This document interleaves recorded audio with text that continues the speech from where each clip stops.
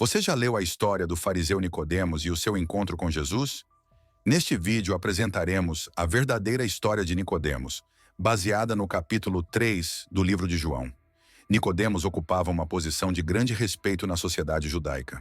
Ele tinha uma educação impecável e muitos talentos, sendo também um membro influente do Conselho Nacional. Junto com outros, ele se sentiu impactado pelos ensinamentos de Jesus. Mesmo sendo rico, instruído e respeitado, sentiu uma atração inexplicável pelo simples nazareno. As palavras de Jesus o tocaram profundamente, e ele desejava aprender mais sobre essas verdades tão extraordinárias.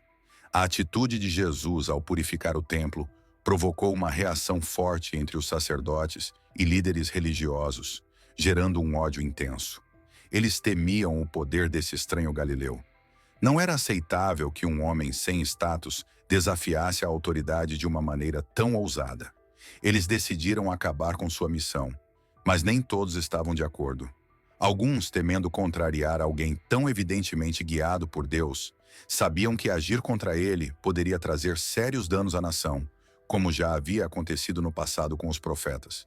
Nicodemos, por exemplo, compartilhou essa preocupação e, em uma reunião do Sinédrio, pediu cautela, sugerindo que, se Jesus realmente fosse alguém enviado por Deus, seria perigoso ignorar suas advertências.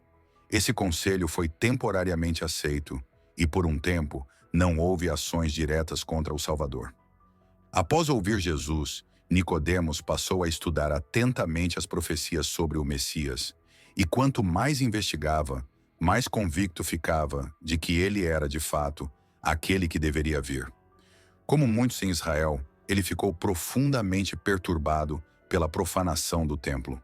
Estava presente quando Jesus expulsou os mercadores do templo, testemunhou a manifestação do poder divino e viu o Salvador acolher os pobres e curar os doentes. O sorriso de alegria das pessoas e as palavras de louvor que ouviu confirmaram em seu coração que Jesus era sem dúvida enviado por Deus. Embora desejasse muito conversar com Jesus, Nicodemos hesitava, receoso de ser visto buscando a sabedoria de um mestre ainda pouco conhecido.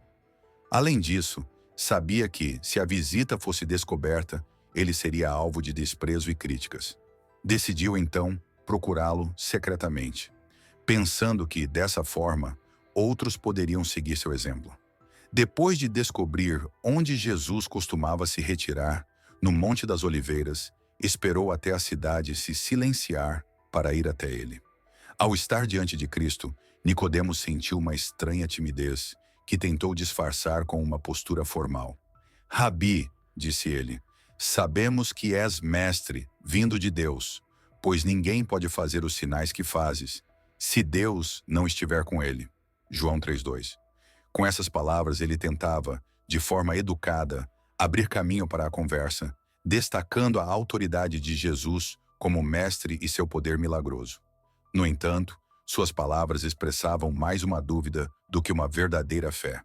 Ele não via Jesus como o Messias, mas apenas como um mestre enviado por Deus.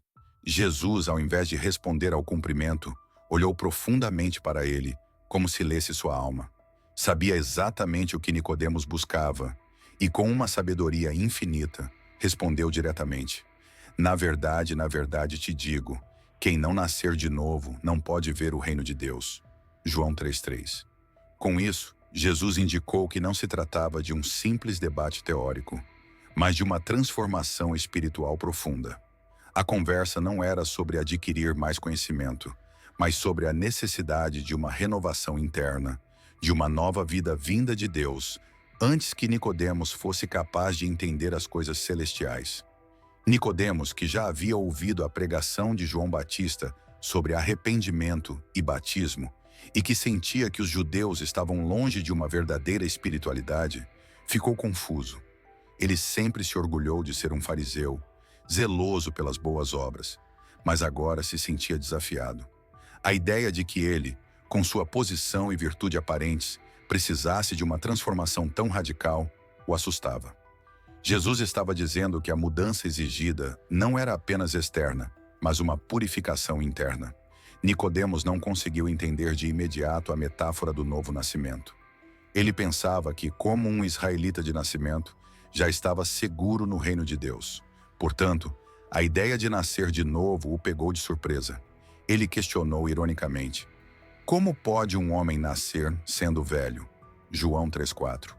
Em resposta, Jesus reforçou a ideia. Na verdade te digo, quem não nascer da água e do Espírito não pode entrar no reino de Deus. João 3,5. Jesus explicou que o novo nascimento não era apenas físico, mas espiritual, um renascimento através da água, o batismo, e do Espírito Santo. Só assim seria possível experimentar a transformação necessária para entrar no reino de Deus. Nicodemos estava ainda mais perplexo. Jesus, então, comparou a ação do Espírito ao vento. O vento sopra onde quer e ouves a sua voz, mas não sabes de onde vem, nem para onde vai. Assim é todo aquele que é nascido do Espírito. João 3,8. Ele tentou explicar que, assim como o vento é invisível, mas seus efeitos são claros, a obra do Espírito na vida de uma pessoa é transformadora, embora não totalmente visível ou explicável. Através dessa analogia, Jesus estava ensinando que a transformação espiritual não pode ser forçada ou controlada. Ela acontece de maneira misteriosa e invisível, mas seus efeitos são visíveis na vida daqueles que se submetem ao Espírito de Deus. A conversão, muitas vezes, é um processo gradual, até que, de repente, uma pessoa se entrega totalmente a Cristo. Nicodemos ainda estava confuso, mas Jesus, com uma autoridade serena, lhe explicou mais profundamente, dizendo que Moisés levantou a serpente no deserto para curar os israelitas das mordidas das serpentes. Assim, o Filho do Homem seria levantado, para que todos que nele crescem tivessem a vida eterna. João 3,14 a 15. Esse símbolo da serpente levantada foi familiar a Nicodemos. Ele sabia que, quando os israelitas estavam sendo picados pelas serpentes venenosas, Deus ordenou a Moisés que colocasse uma serpente de bronze em um poste, e todos que olhassem para ela seriam curados.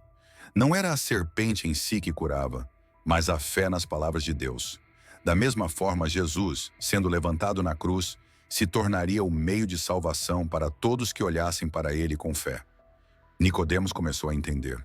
Ele percebeu que a transformação espiritual que Jesus descrevia não era uma questão de seguir um conjunto de regras, mas de olhar para Cristo e crer nele para receber a salvação. Assim como os israelitas olharam para a serpente para ser salvos, ele precisava olhar para Cristo, crer nele e receber a vida eterna. A conversa entre Jesus e Nicodemos, registrada por João, mostra como o plano de salvação é simples, mas também profundo.